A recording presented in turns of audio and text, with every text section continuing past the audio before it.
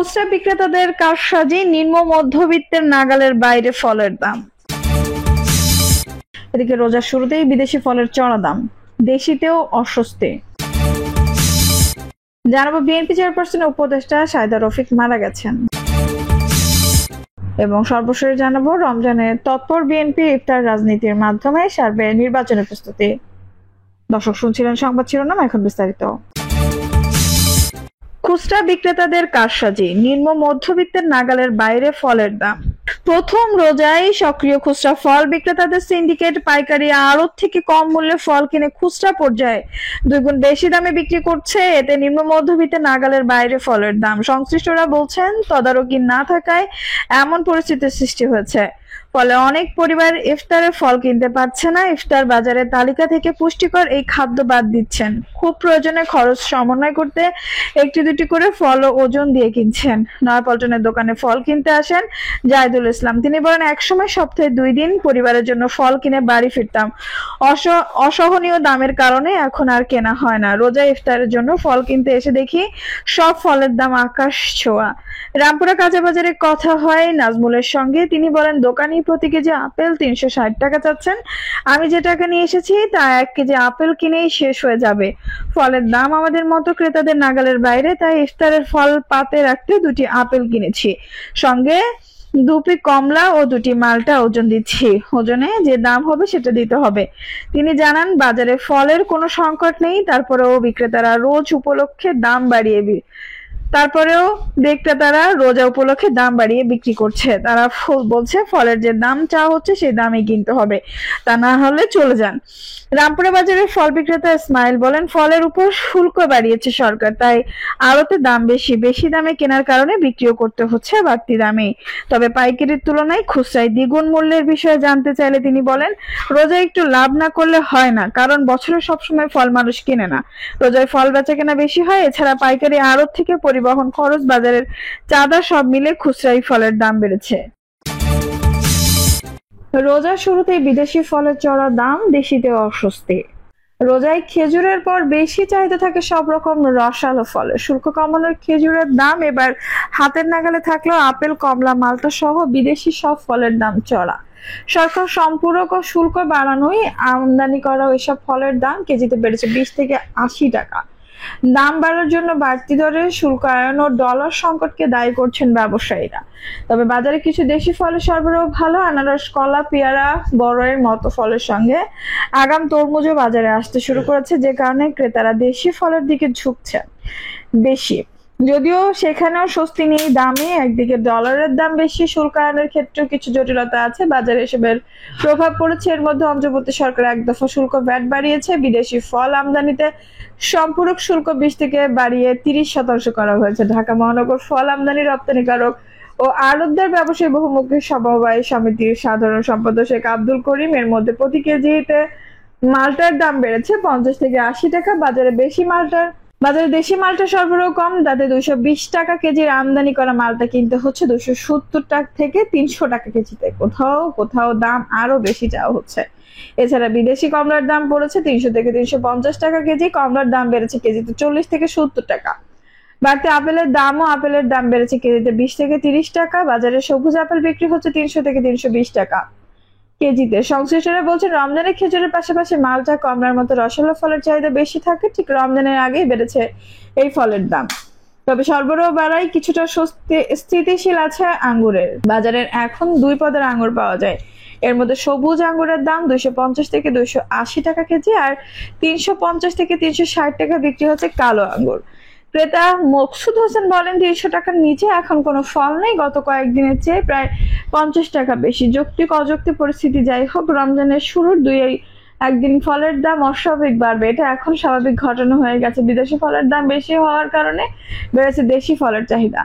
এই সুযোগে দেশি ফলের দামও বাড়িয়ে দিয়েছে বিক্রেতারা। বাজারে প্রতি কেজি পেয়ারা 80 থেকে 130 টাকা, তরমুজ 60 থেকে 80 টাকা কেজি ও আনারস প্রকারভেদে 40 থেকে 100 টাকা প্রতি পিস বিক্রি হচ্ছে। পেঁপে 120 থেকে 150 টাকা কেজি, বাঙ্গি প্রতি পিস 100 থেকে 150, বেল 80 থেকে 120 পিস, কলা 80 থেকে 120 টাকা ডজন বিক্রি হচ্ছে। বিদেশি ফলের দাম বাড়ার কারণে দেশি ফলের দাম বেড়েছে বলে জানিয়ে এক ক্রেতা ইয়াকুব আলী বলেন, কয়েকদিন আগে পেয়ারা কিনেছি 80 টাকা, আজ 120 টাকা। বড়ইয়ের দাম 150 টাকাই ঠেকেছে, যা 50-60 টাকা কম ছিল।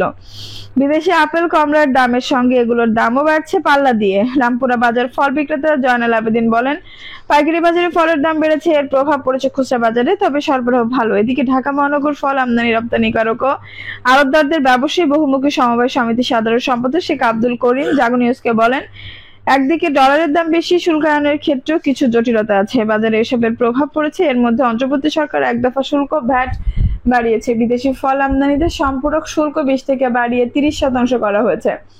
এই বর্ধিত শুল্কের কারণে খুচরা বাজারে আপেল, কমলা, আঙুরের দাম কেজিতে 20 থেকে 80 টাকা বেড়েছে। রমজানের আগে ফল আমদানি কমেছে, যার কারণে এখন দামের উপর তার বড় ধরনের প্রভাব পড়ছে বলে মন্তব্য করেন এই ব্যবসায়ী। এদিকে গত সপ্তাহে আমদানি করা ফলের শুল্ক কর কমাতে এনবিআরকে সুপারিশ করেছে ট্রাফিক কমিশন। তাতে সম্পূরক শুল্ক 30% থেকে কমিয়ে 20%, অগ্রিম কর 100% থেকে কমিয়ে 2% এবং 20% নিয়ন্ত্রণমূলক শুল্ক ও 5% আগাম কর বাতিলের সুপারিশ করা হয়েছে। তবে তা এখন কার্যকর হয়নি, যার কারণে রমজানে বাড়তি দামে ফল খেতে হচ্ছে। বাংলাদেশ ব্যাংকের তথ্য বলছে, চলতি অর্থ বছরের প্রথমার্ধে দেশে 128.51 বিলিয়ন ডলারের তাজা ফল আমদানি হয়েছে। গত 3 বছরের মধ্যে, যার সর্বনিম্ন চলতি অর্থ বছরের জুলাই থেকে ডিসেম্বর পর্যন্ত তাজা ফল আমদানিতে এসি 3.29% কমে 140.5 মিলিয়ন ডলার হয়েছে। বিএনপি চেয়ারপারসন উপদেষ্টা শাহেদা রফিক মারা গেছেন। বিএনপিসি কমিটির সদস্য ব্যারিস্টার রফিকুল ইসলামের স্ত্রী ও দলের চেয়ারপারসন উপদেষ্টা প্রফেসর ডক্টর শাহেদা রফিক মারা গেছেন। ইন্না লিল্লাহি ওয়া ইন্না ইলাইহি রাজিউন।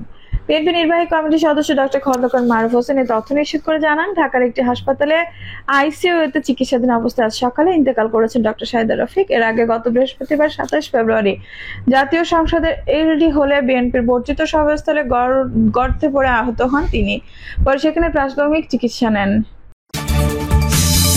রমজানে তৎপর বিএনপি, ইফতার রাজনীতির মাধ্যমে সারবে নির্বাচনের প্রস্তুতি। পবিত্র রমজানকে সাংগঠনিক মাস হিসেবে কাজে লাগাতে চাচ্ছে বিএনপি। দেশ ফ্যাসিবাদ মুক্ত হওয়ায় দলটির নেতাকর্মীরা উন্মুক্ত পরিবেশে ইফতার আয়োজনের মাধ্যমে সারা দেশে আগামী সংসদ নির্বাচনের প্রস্তুতি সারার পরিকল্পনা করছে। এরই মধ্যে মনোনয়ন প্রত্যাশীরা নিজ এলাকায় ব্যস্ত সময় কাটাচ্ছেন।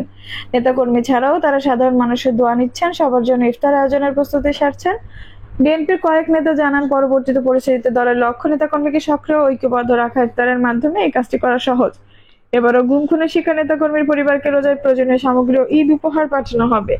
এ তালিকায় জুলাই গণঅভ্যুত্থানের শহীদ পরিবারের আহত ও ক্ষতিগ্রস্তদের রেখেছেন বিএনপির হাইকমান্ড। কেন্দ্রীয়ভাবে বিএনপির কয়েকটি ইফতার মাহফিল আয়োজনের পরিকল্পনা করেছে, তবে গতকাল শনিবার পর্যন্ত 3টি তারিখ সহ 4টি ইফতারের সূচি চূড়ান্ত হয়েছে। এর মধ্যে আজ রোববার প্রথম রোজায় এতিম আলেমদের সম্মেলনে, 6 মার্চ কূটনীতিক এবং 9 মার্চ রাজনীতিবিদদের ইফতার করাবে বিএনপি।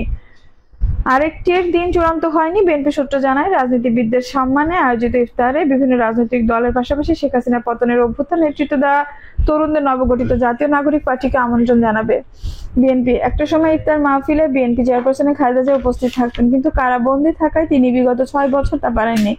গত বছর 5 আগস্ট ছাত্র জনতার অভ্যুত্থানে শেখ হাসিনা পতনের পর পরিবর্তিত পরিস্থিতিতে মুক্তি পেয়েছেন খালেদা জিয়া।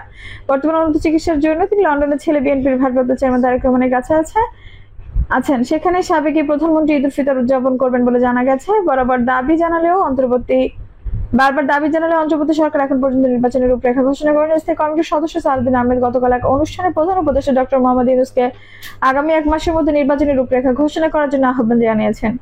বেঁধে দেওয়া সময়ের মধ্যে রূপরেখা না দিলে রাজনৈতিক কর্মসূচিতে যাওয়ার ইঙ্গিত দিয়েছেন তিনি। বিএনপি নেতারা জানান, নির্বাচন নিয়ে টালবাহানা হলে আবারও তাদের রাজপথের কর্মসূচিতে যেতে হবে। এর অংশ হিসেবে বিএনপি অঙ্গ সহযোগী সংগঠনের নেতাকর্মীকে সক্রিয় রাখতে পুরো রমজান তৎপর থাকবে। সারা দেশে ইউনিয়ন পর্যায়ে ইফতার মাহফিলের মাধ্যমে ক্ষতিগ্রস্ত ও নির্যাতিত নেতাকর্মীকে ঐক্যবদ্ধ রাখার চেষ্টা করবে নেতারা।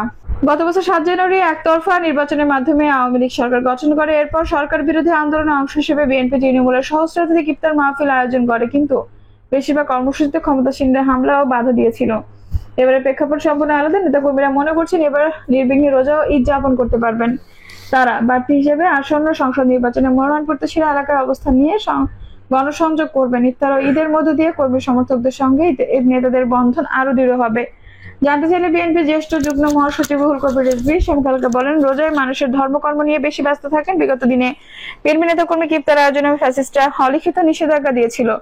যেখানে আমরা ইফতারের আয়োজন করতাম সেখানে বাধা দেওয়া হতো। শেখ হাসিনা পতনের পর পরিস্থিতি ভিন্ন। কেন্দ্র থেকে তৃণমূল পর্যন্ত এবার ইফতার আয়োজন করা হবে নেতাকর্মীরা, পাশাপাশি সাধারণ মানুষকেও এই কর্মসূচি যুক্ত করা হবে।